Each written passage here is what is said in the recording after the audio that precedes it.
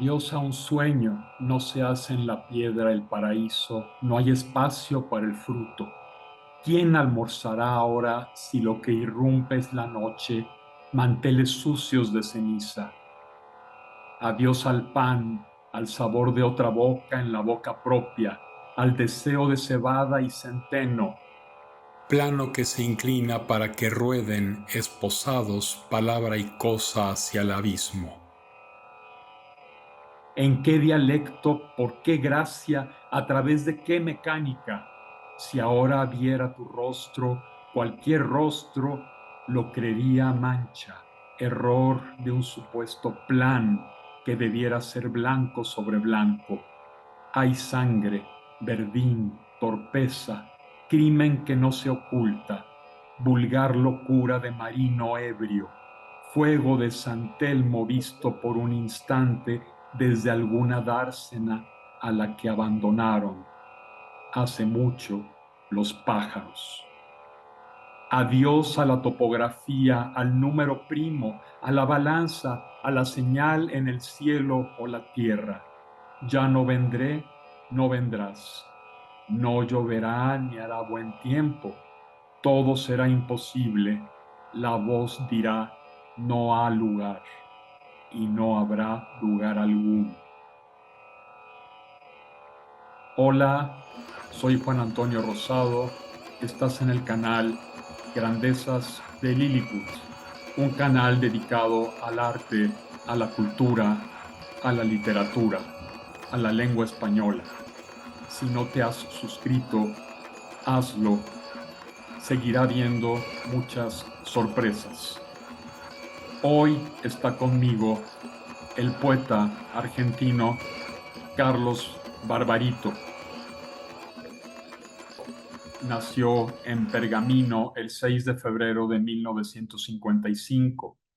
Entre otras obras, en poesía editó Poesía Quebrada de 1984, Teatro de Lirios del 85, Éxodos y Trenes del 87, Páginas del Poeta Flaco del 88, Caballos y otros poemas de 1990, Parte de Entrañas de 1991, Bestiario de Amor del 92, Viga bajo el agua, también del 92, Meninas desnudo y la máscara del 92, El peso de los días de 1995, La luz y alguna cosa de 1998, Desnuda materia del 99, Puntos de fuga de 2002, La orilla desierta de 2003, Piedra encerrada en piedra de 2005, Les Minutes qui Passent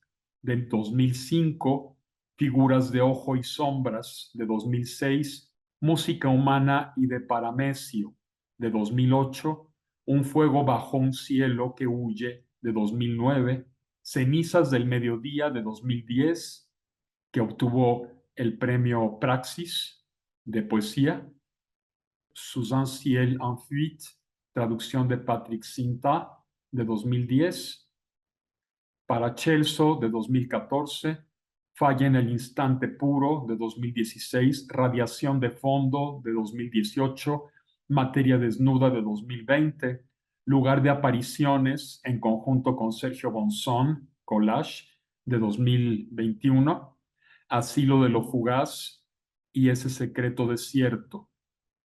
En cuanto a sus publicaciones referidas a las artes plásticas, entre otras obras, tiene Acerca de las vanguardias, arte argentino del siglo XX. Ávido lector desde la niñez, recuerda que en su vieja casa de la calle Ceballos había, llegados quién sabe cuántos ni cómo, un Antiguo Testamento, un atlas y un libro barato de ciencia ficción. Ahora toma conciencia de que esas primeras lecturas serían los cimientos de su muy posterior obra poética, sobre todo el primero, con sus noticias del diluvio. Hay en la poesía de Barbarito un tono bíblico particular. La atracción por los viajes, imaginarios o no, proviene del segundo. En cuanto al libro de ciencia ficción, el escritor recuerda que sus padres lo asociaron a una biblioteca en su ciudad natal, donde pudo conocer las obras de Verne, Bradbury y Clarke. No es casualidad que Carlos Barbarito haya sido durante años bibliotecario, ahora jubilado. El poema que acabo de leer pertenece al libro Cenizas del Mediodía. Solo la mirada del poeta percibe las realidades tras las realidades. No busca, descubre y encuentra.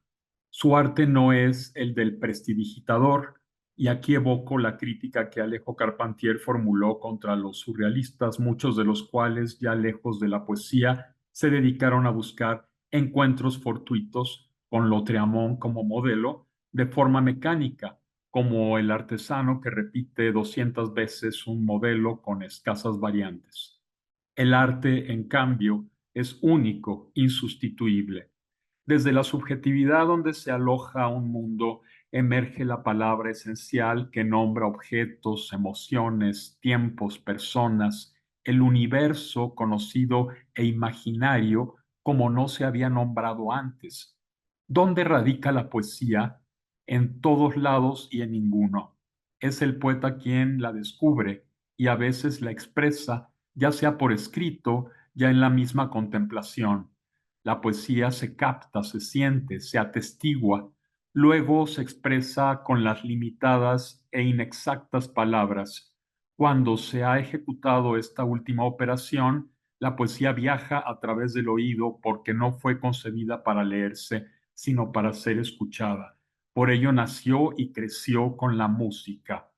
Entre los poetas argentinos actuales, Carlos Barbarito, autor de más de 20 libros, es uno de los testigos de la poesía. Desde el mundo alojado en su subjetividad, emerge la voluntad de expresarlo por escrito.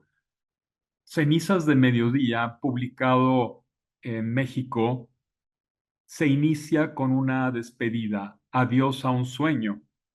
No se hace en la piedra el paraíso, no hay espacio para el fruto. Los versos se resisten a proporcionarnos un sentido unívoco en las imágenes y elementos que se aglutinan como símbolos de lo que fue y ya no es.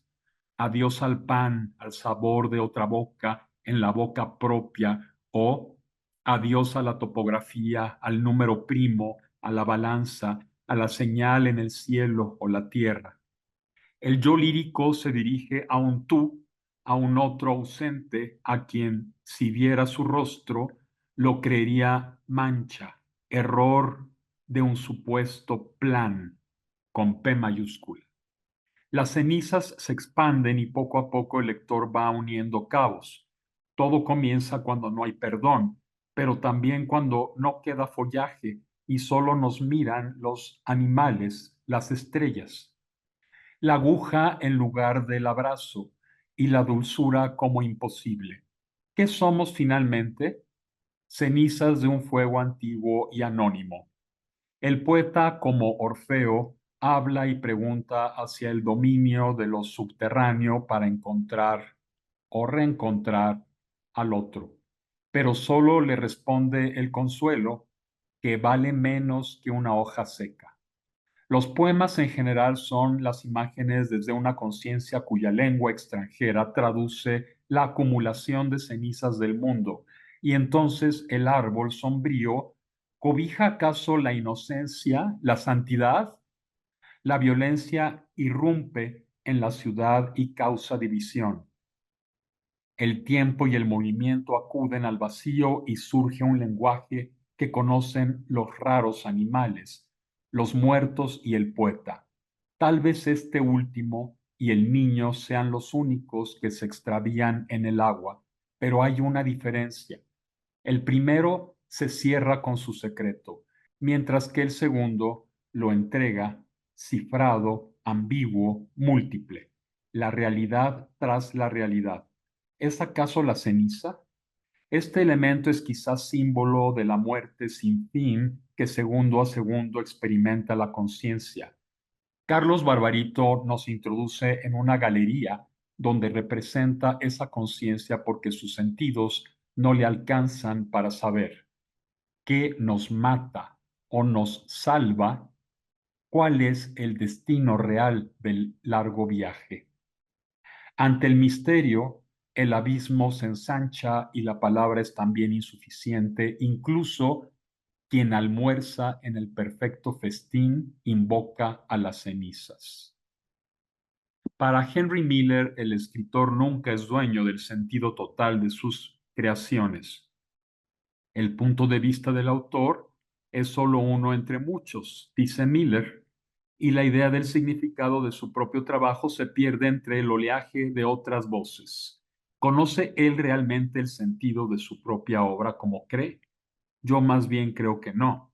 En su conjunto, el poemario de Barbarito aspira a ser releído. No nos otorga todo su sentido.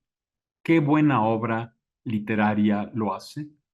Es susceptible de distintas interpretaciones y ahí yo creo radica la complejidad de su partitura.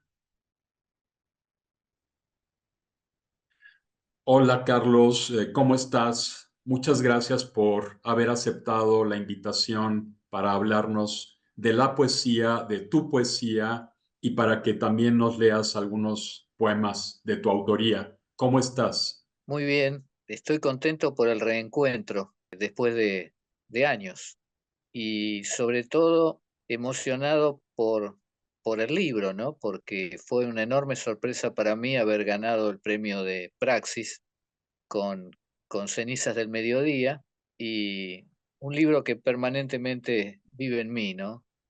Porque uno, si bien uno todo lo que escribe es de uno, hay veces que hay cosas que quedan profundamente grabadas en uno y otras que uno no lo siente tanto así. Son como una especie de hijos queridos e hijos, no voy a decir no queridos, pero que no me satisfacen. Por ejemplo, gran parte de lo que yo escribí al principio de mi oficio de poeta, a veces no quiero leerlo porque lo siento distante, lejano, y otros a partir de cierto momento, hay poemas, por ejemplo, que viven permanentemente en mí y otros que no lo siento. Pero para lograr un lenguaje propio, una forma de decir propia, tardé 3 décadas, por lo menos, 30 años, hasta que conseguí algo que yo considero que es mi voz personal, algo que no me traiciona, que lo siento así. Y Ceniza del Mediodía es uno de los libros que permanentemente pienso, ¿no? Así que, y se editó en México. Es hermoso para mí saber que un libro mío está siendo leído en México, algo tan distante, ¿no? Y que no es tan distante, está muy cercano, Relativamente distante. Nos, relativamente distante. nos unen muchas cosas, la tradición, la lengua, etcétera. Y poetas, Y poetas, por supuesto, y la poetas. literatura. Uno de los primeros poetas mexicanos que leí, Carlos Pellicer, que encima se llama Carlos como yo, y dice en un poema, es tan terrible llamarse Carlos, y tiene razón, Sí, tiene Carlos razón. Y Pellicer. después, por supuesto, Octavio Paz, o gente que vivió en México como Leonora Carrington. Hace poco mi hija cumplió años y le regalé los cuentos completos de Leonora Carrington, que vivió tantos años en México, ¿no? Ujú. Así es. Así que estamos cerca, ¿Y estamos para cerca. ti qué es la poesía y qué es el oficio de poeta, Carlos? Mira, te voy a contar una historia, porque estamos entrando en terrenos misteriosos. Ujú. Así es. En la casa de mis padres, pues yo nací en una ciudad de la provincia de Buenos Aires que se llama Pergamino, justamente. En la casa de mis padres había pocos libros, un Antiguo Testamento, un viejo atlas con olor a humedad y 2 libros de ciencia ficción barata, muy baratos. De todo eso estaba el atlas que me permitía viajar, el Antiguo Testamento que del cual yo leía el Génesis y sobre todo el Diluvio. El El Diluvio universal diluvio. es un tema permanente en mí. Siempre aparece el agua. Un poco por mis lecturas y otro poco porque Pergamino tiene un arroyo que no es tan arroyo, es tirando a río, y que cada tanto se desborda. En el año 95 cubrió el 70% de la ciudad.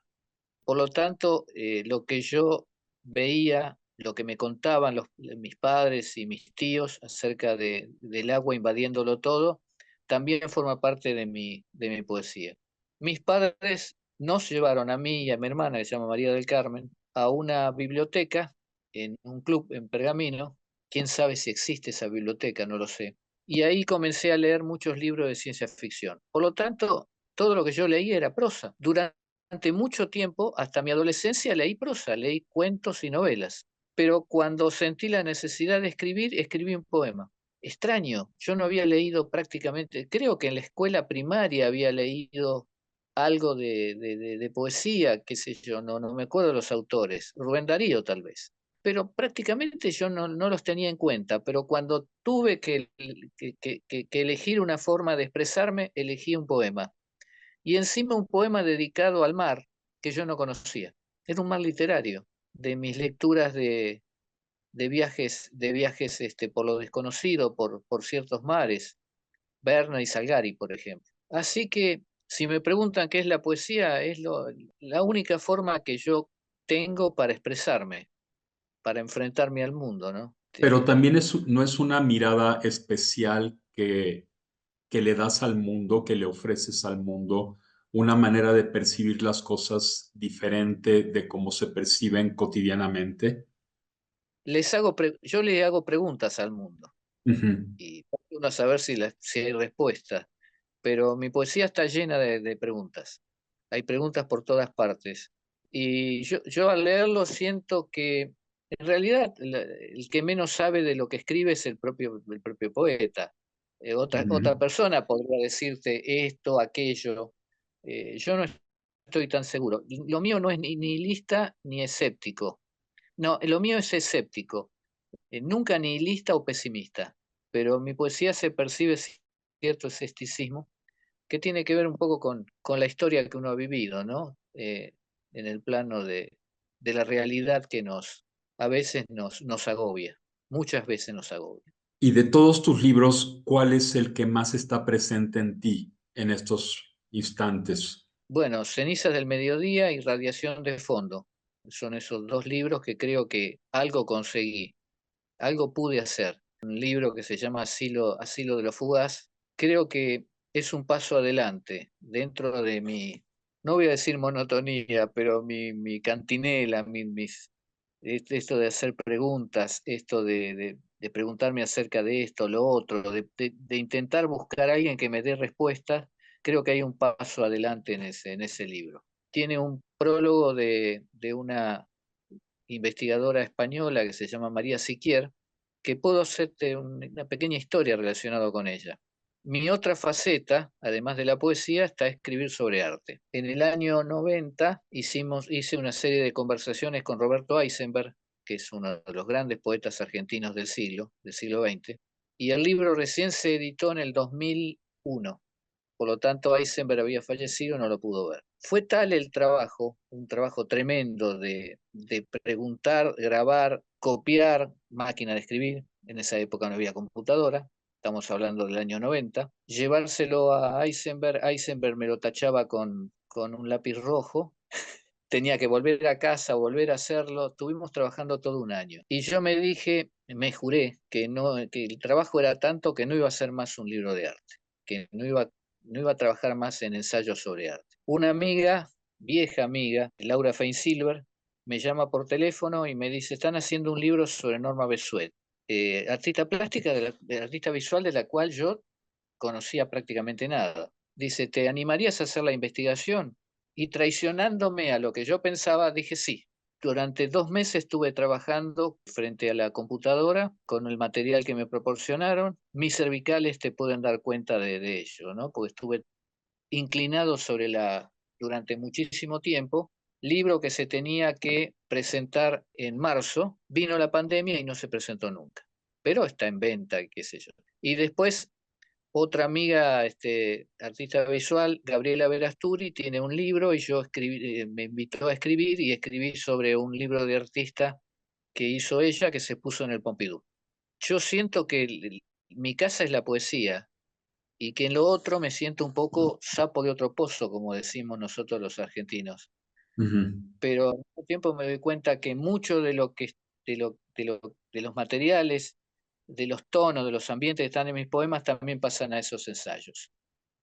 Así que no es tan remota esa otra casa, ¿no? Hay una Este, comunicación entre las dos hay una disciplinas. comunicación entre ambas cosas. Ujú. Hay una comunicación.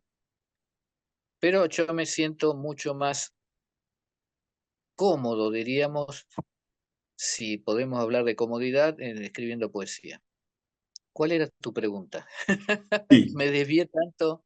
me hablabas de estos dos libros que están muy presentes en ti.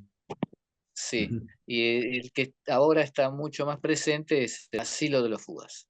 María Siquier, la chica española que hizo el Ujú. prólogo del libro, me manda un mensaje que estaba en Buenos Aires y que iba a hacer una investigación sobre Norma Bessuet.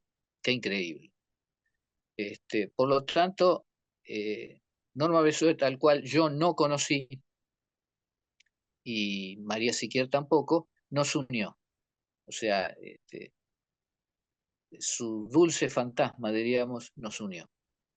Ujú. Y ella hizo una tesis para una universidad en España y creo que van a salir 2 libros dedicados a Norma Bessuet.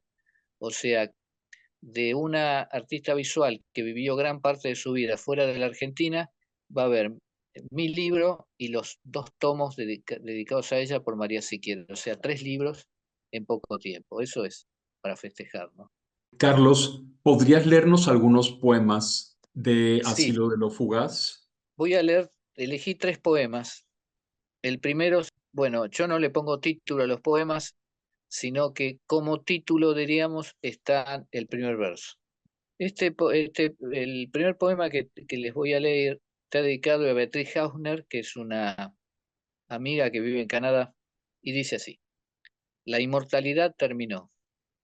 Queda en el polvillo de la tiza en el aire, un enjambre aislado que entra en caos, la mueca de alguien ante el espejo, un rayo oblicuo, sin estruendo.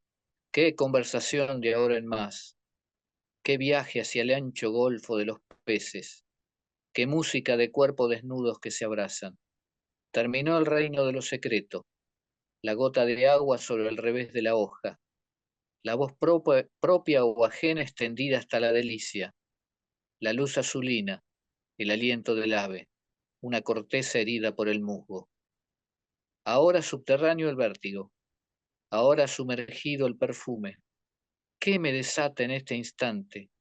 ¿Qué me juzga? ¿Qué me hace separado de mí su enemigo? Es muy difícil poder que el autor pueda explicar lo que hizo, pero es un poema cuando pensé en la cantidad de años que tengo. Yo tengo cierto temor al paso del tiempo. Hay cierto Cierto, escepticismo también, ¿verdad? la inmortalidad terminó, ¿por qué? Porque cuando uno es joven se considera inmortal. Ujú.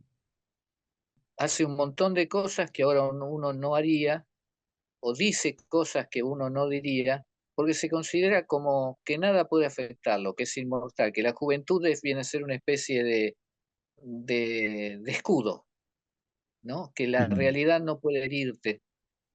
Y cuando cumplí 68 años, pensé en aquel Carlos Barbarito joven en su vieja casa de la calle Ceballos en Pergamino y comparé con el Carlos Barbarito de que tiene 50 años más, ¿no? Y este poema es la inmortalidad, o sea, que la juventud de alguna manera terminó. Queda en el polvillo de la tiza en el aire un enjambre aislado que entra en caos, la mueca de alguien ante el espejo, un rayo oblicuo sin estruendo. Sí. No Eh, negación, escepticismo, ¿verdad? Sí, hay cierto escepticismo, pero al mismo tiempo caer en la cuenta de que uno ya no es el joven que era, por más denotado esfuerzo que hace, no voy a poder recuperar aquello. Pero al mismo tiempo me doy cuenta que a mi edad tengo una experiencia, un conocimiento, diríamos, que en ese momento no tenía. Tu experiencia como bibliotecario, Carlos, influyó muchísimo en tu poesía, ¿verdad? Sí, diríamos que mi vida siempre estuvo próxima a los libros, eh, por los pocos libros que había en mi casa, por los libros de la biblioteca en el que a mí y a mi hermana que nos asociaron nuestros padres, mis lecturas, mi pequeña o grande, según como se vea, biblioteca, mi estudio de de bibliotecología, otra vez los libros. Yo quise ser, yo en la semblanza digo que quise ser muchas cosas y terminé siendo escritor. Yo quise ser muchas cosas, fracasé y como escritor fracasé un poco menos, fracaso un poco menos, un poco mejor, diríamos. El segundo poema duele con un dolor tan falso que duele de verdad. Punza la carne cocida a la sal y también el vientre sometido a carencia, a invierno. Yo fui, dice quien suturó la herida en la garganta y se internó desnudo en la maleza. Caído finalmente en la grava, en el sulfuro y en el veneno para ser interrogado por cierto crimen cometido en una edad brumosa, en una hora en que propio y ajeno son indistingibles. Ahora, al cabo, nada sin brazos se hace un destino cerrado bajo llave y candado, hacia lo que defraudado se vierte sin estampa a la vista, sin repique ni alumbrado. Duele. Ora en la punta de un cuchillo, en un instante ciego y mudo al que ninguno ladra, animal que de tan fugaz pasa anónimo inadvertido. Hay un asunto, un tema en lo que escribo que hablo mucho de los enjambres y de las bandadas. Le he dado 1000 vueltas a ese tema y está la bandada o el enjambre que entra en caos, la bandada o el enjambre que van detrás del horizonte y ya no pueden ser percibidos. Es un tema permanente que viene de mi infancia, ¿no? Siempre me llamó la atención eso, los enjambres. ¿A dónde van los enjambres? ¿A dónde van las bandadas, no? Y me acuerdo, siendo muy chico, que sobre la casa, sobre el patio de la casa, por supuesto a altura, pasaban las bandadas de teros. Y me preguntaba dónde irían. No poder ser el ave que seguía por magnetismo y remotos soles. No lograr respirar el oxígeno matinal de los árboles boreales. Haber dejado de ser el niño que comendaba a la inocencia su breve e infinita travesía de la casa al jardín. Inacabable estadía bajo frías estrellas. El cuerpo sumergido y el libro agotado. No poder ser el viento que al soplar delinea las orillas, agita hierbas y cabellos. Porque siempre es acabado y suficiente. Las horas se circunscriben a lo inmediato, a una lluvia que solo moja, a un instrumento tardío y sin influencia. Justo a mitad de camino. Justo a mitad de camino se queda ciego. La vida pierde edad y la edad cintura, muslo. ¿Qué vibra en el aire ahora quieto que pueda captar desnudo el instrumento? A expensas del milagro, sin equipaje, inmóvil pulso en los andenes. Y la espera devaluada, sometida, despojada de azul profundo. Un lento desvestirse en lo oscuro, vano acto que no otorga mañana, ni extiende sellado un recibo. Otra vez, no poder ser el ave. Las bandadas seguían, algunos, creo que leí que en alguna parte pueden moverse en los vientos de altura, pero tiene que ver también el magnetismo terrestre, un montón de cosas. Lo extraordinario, yo me preguntaba cómo las golondrinas, por ejemplo, que están a poca distancia de acá en la plaza, salen volando, se unen a otras cantidades de bandadas y llegan al mismo lugar en California. Y en California, creo que en Capistrano, la gente los recibe y hace una fiesta. pasado cierto tiempo, regresan por supuesto hay algunas que no llegan, pero gran parte llegan y vuelven a estar entre nosotros. Y van al mismo nido. Es algo Sí, extraordinario. tienen un comportamiento ritual repetitivo. Sí, Carlos, además del agua, de las aves, de los enjambres, de la naturaleza, ¿hay algún elemento, por ejemplo, de otros poetas que hayan influido en tu percepción de la poesía, en tu manera de concebirla y en tu propia poesía como tal? Además, también, obviamente, los elementos autobiográficos. sí, sí, sí, definitivamente. Puedo nombrarlos. El primer poeta que me emocionó y me impactó fue César Vallejo. Lo leí durante muchos años y mis primeros poemas eran vallejianos. No voy Ujú. a decir plata, pero Trilce, estaban por tremendamente. ejemplo. Está eh, Trilce, está los poemas humanos.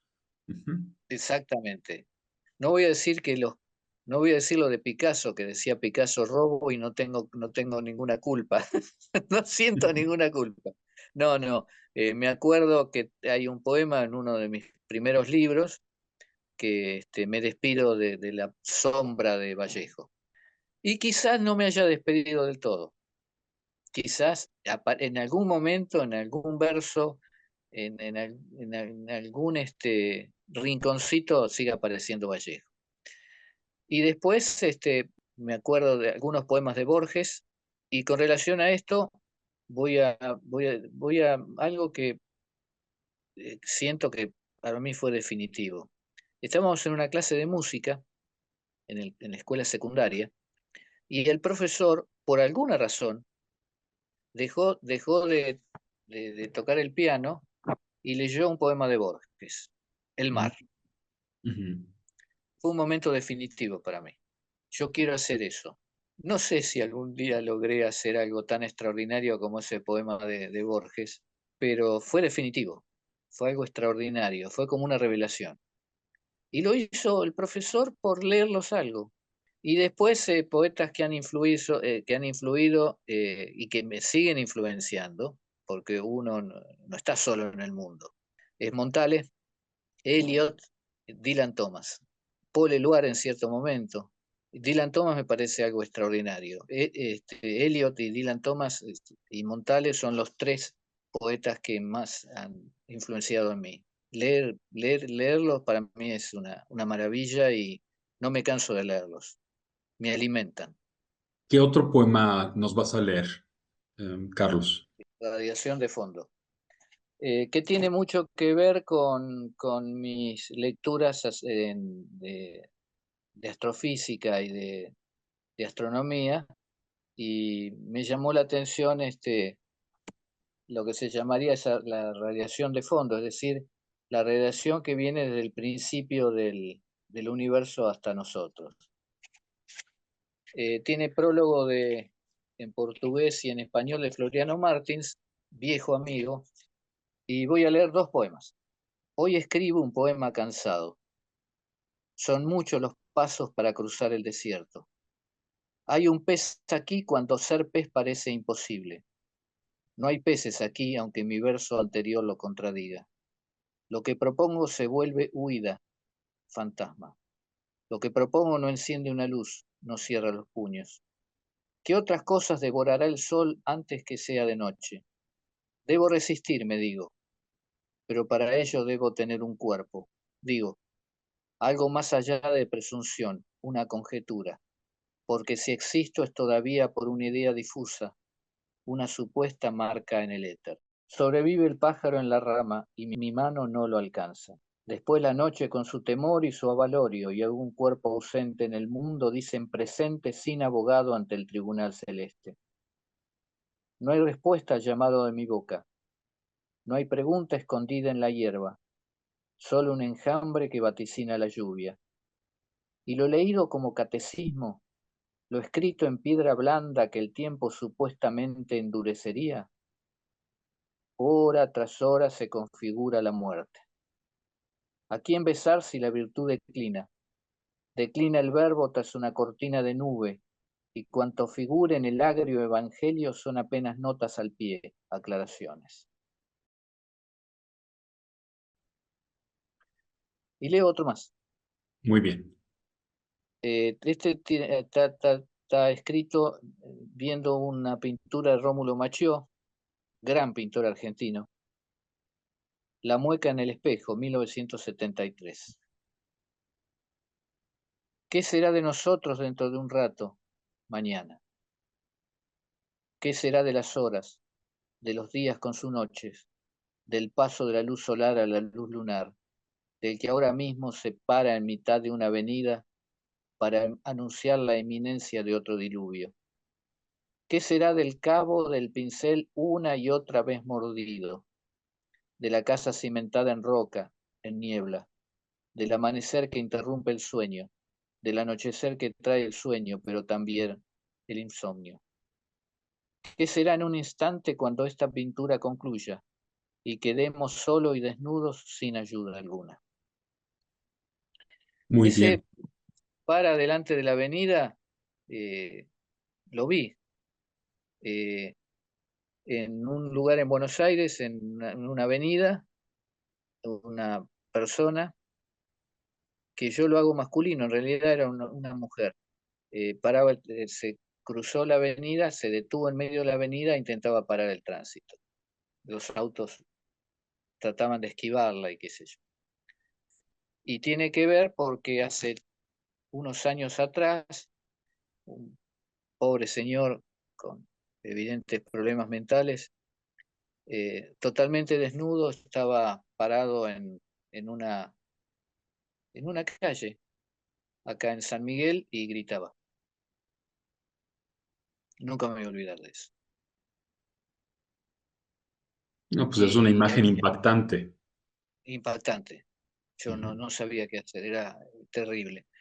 Y nosotros con mi familia vivimos eh, en Buenos Aires durante 4 años, y me acuerdo que había una señora que vivía en la calle, dormía en la calle. La vimos muchísimas veces. Bueno, eh, y y ella, un día nos detuvimos para conversar con ella y nos dijo que ella en su juventud había sido actriz. Tiempo después nos enteramos de que alguien la había matado. Qué triste. Tremendo. Ujú. Creo que le había tirado un balazo, una cosa así. Fue tremendo. Ujú. Son cosas que suceden, que a uno le suceden y que en determinado momento, después a veces sale de inmediato y uno habla de eso, y a veces pasan muchos años hasta que uno Lo asimila de alguna manera lo asimila de alguna manera. y lo quiere Todos hemos, representar. Ujú. Sí. todos hemos visto cosas terribles, porque la vida es bella, pero al mismo tiempo es terrible. Es ambas cosas, ¿no? Sí, y la mirada poética intenta de alguna manera plasmar esas imágenes, darles un sentido, o sea, una cierta coherencia en la escritura, ¿verdad? Sí, sí. Pero Porque en la vida real pueden ser absurdas, pueden ser algo carentes de sentido, pero en la escritura cobran otra dimensión. Se pueden sí, incluso volver símbolos. claro, claro. Yo creo que si alguien o vos me preguntaras acerca de cuál es el tema de lo que yo escribo, yo creo que el tema central es el tiempo. Como te dije, yo eh, temo el paso del tiempo, sobre todo temo no haber entregado lo mejor de mí a los demás. Y uno está con esa espada de Damocles permanentemente, ¿no? A ver si... Pues somos criaturas frágiles, eh, Vulnerables. vulnerables. Un amigo hablaba de los animalitos y decía, son criaturas frágiles. Nosotros también.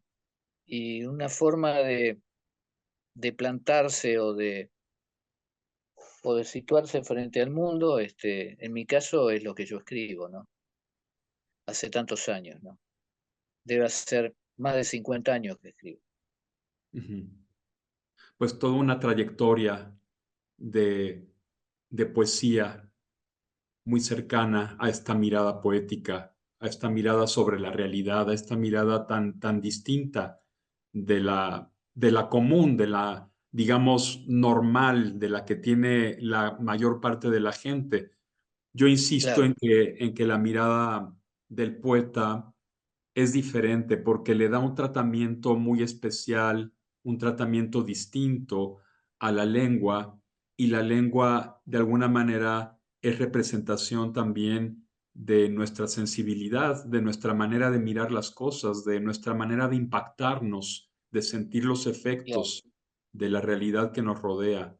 Y en ese sí, sentido, por eso te preguntaba también de los enjambres, del mar, de las aves, que son, de alguna manera, tú les das una dimensión simbólica en tu escritura a sí, partir de esas presencias reales, como que las transformas en otra cosa. Claro, dices que el tema central de toda tu obra es el tiempo. Todo bien, está subordinado de alguna manera a ese paso del tiempo. claro, claro. Hay científicos que dicen que en realidad el tiempo no existe, Ujú. pero en nuestro caso, Es una invención, el tiempo es una invención, pero es una invención que que sentimos dentro de nosotros, cómo nos va comiendo, cómo nos va devorando. Es un poco lo que trató de expresar de algún modo José Gorostiza en ese maravilloso poema que se titula Muerte sin fin, un poeta mexicano, José sí, Gorostiza, Muerte sin sí, sí, fin, en el que trata de expresar cómo la muerte está dentro de la vida está dentro de la muerte, y hay un continuo movimiento dialéctico subordinado por el tiempo, ¿no? Pero no hay fin, es infinito, claro. todo persiste, todo es cíclico, todo continúa. Te cuento algo que quizás sea algo que pueda contribuir a ese temor, diríamos, por el paso del tiempo y de la fragilidad. Hace poco tiempo un picaflor se metió dentro de nuestra casa e hicimos un montón de esfuerzos para poder atraparlo y poder llevarlo fuera de nuestra casa, porque había encontrado la ventana para entrar, pero no encontraba la ventana para salir. Bueno, conseguimos que volara y al poco tiempo regresó, pero estaba nuestro gato. Uy, Nuestro gato lo atrapó y suponemos, porque estaba entero, que el picaflor había muerto de un síncope por el miedo. O sea, hicimos tanto esfuerzo para protegerlo y al día siguiente nuestro gato lo devoró en un segundo. No lo devoró, sino que lo apretó y lo mató. O sea, en un momento determinado, la vida lo asiste a uno o a cualquiera de nosotros, en este caso a una ave muy pequeña, y al día siguiente la muerte en forma de gato la atrapa. De un día para el otro, todo cambió. así estamos los seres humanos. Claro, claro. ¿Puedo leer otro poema? Por supuesto, nos encantará. También es de radiación, ¿verdad? Sí. Queda, sin embargo, una instancia en el dorso de la mano que roza el agua, en las algas sumergidas que la mano no alcanza, en la palma de la mano que es mía, de todos y de ninguno, en cada mano que pugna por la luz y rehuye el lodo, en el lodo que el escarabajo transforma en mundo, en la luz que otorga su azul al azul, en el molino que gira y muele granos y horas, en el polvo de las horas que el paño pugna por limpiar, en la mañana anterior a la conciencia, flujo y reflujo del sueño, en la conciencia, mariposa que choca una y otra vez contra la ventana, en el desnudo y su lenta procesión de misterio a misterio, en la flor que cae y en su caída esboza la eternidad, en el esfuerzo hacia el tragaluz, el respiradero. Este poema es más optimista, Sí. porque queda esto, como pueden quedar otras cosas, ¿no? Es uno de los últimos poemas. Y el último poema de este libro dice, y finalmente desencarna, y finalmente engruesa la ausencia de belleza, con alguna belleza nacida de alguna remota borrasca, una pasión titilante y telegráfica. Lo que entonces hallará no lo sabremos. No sabremos qué clase de paraíso, qué altura y qué nueva virginidad, atravesada la estrella y repuesto el mito. Acá aparece la palabra telegráfica. Mi padre, cuando yo todavía vivía en Pergamino, él trabajaba como telegrafista en el correo. Es otro de los grandes recuerdos de mi niñez, ¿no? Porque yo iba a la sala de transmisión donde el telégrafo hacía un tremendo ruido, ¿no? Fue considerado trabajo insalubre. Y me acuerdo de un busto dedicado a Samuel Morse. Entonces uno subía por la escalera y estaba don Samuel Morse. Mi padre intentó por todos los medios de que yo aprendiera el telégrafo para hacerme trabajar en el correo, y yo me negué. Pero la telegrafía, algo que ya es prehistórico, en ese momento me atraía mucho, pero no, yo no quería trabajar en medio de ese gran ruido. Después cambió, hubo un periodo de que el telégrafo se volvió muy silencioso con auriculares, pero silencioso para el resto de las personas, pero los que trabajaban tenían los auriculares con ese sonido, tut, tut, tut, tut, raya punto, ¿no? Y me gusta la palabra titilante. Entonces digo, Muy en el poema voy a decir onomatopéyica, ¿verdad? titilante y telegráfica. Sí. Me gustó esa asociación, ¿no? Sí. Formé parte en mi juventud de un fenómeno que se llamó prensa subterránea. Principios de la década del 70. Y hacíamos la revista con mimeógrafo, con un stencil. Era un trabajo tremendo porque habría que colocarlo en una máquina de escribir con un papel carbónico, sacarle la cinta a la máquina de escribir para que perforara, y después el mimeógrafo invadía de tinta, diríamos, esos huecos. No se podía uno equivocar porque si no había que hacer todo de nuevo. Y ahora todo lo que podemos hacer, ¿no? En ese momento hubiera sido cosa de fantasía, de ciencia ficción, ¿no? Bueno, formamos parte de eso hasta el 76, en que se produce el golpe militar del 76, y nuestra vida cambió completamente. Claro. Completamente. Sí, el famoso golpe militar. Terrible, ¿verdad? Terrible. Uno de los tantos, pero el más terrible de todos fue del 76 hasta el 83. Fue algo tremendo. Y después la guerra de las Malvinas. 82. 82, sí. Sí, Sí, 82. justamente poco antes de que terminara el gobierno militar, ¿verdad? Claro, claro. Y la derrota en Malvinas fue una de las causas de la caída del gobierno militar, ¿no? Pero fue tremendo, tremendo. Hace poco tiempo estaba hablando con un viejo amigo y me decía, me olvido mi documento de identidad y me entro a desesperar. Y ahora no, supuestamente ninguno lo va a revisar, pero yo lo primero que hago cuando salgo de mi casa todavía es ver en el bolsillo si tengo el documento de identidad. Porque no tenerlo, que a uno lo detuvieran en la calle en ese momento, era terrible. Militares al fin y al cabo. Exactamente. Muy triste, ¿no? Bueno, parte de esa atmósfera también aparece en lo que escribo. Es imposible que no aparezca eso. Va a aparecer porque son cosas muy tremendas que también se han internalizado, que están dentro de uno, ¿no? Carlos, muchas gracias por tu participación, por tus lecturas, por todo lo que has dicho en torno a la poesía. No sé si tengas algo más que agregar antes de despedirnos. Gracias, mi agradecimiento. Bueno, Bueno, esto de alguna manera recupera otra vez, ¿no? El tiempo es implacable y cosas como esta hacen que la vida sea mejor. No es fácil ser poeta. Por lo general somos invisibles o transparentes.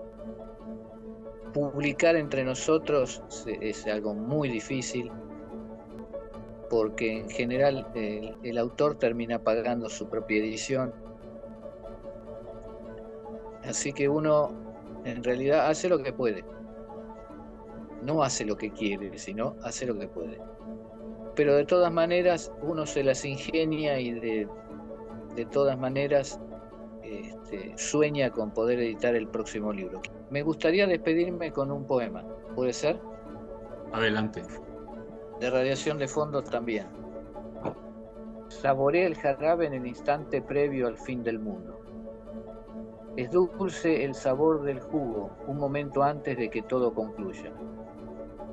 Y lo que degusta torna dulce también la escena penúltima. Todavía no se oscurece el cielo, no se consumen de a uno las estrellas.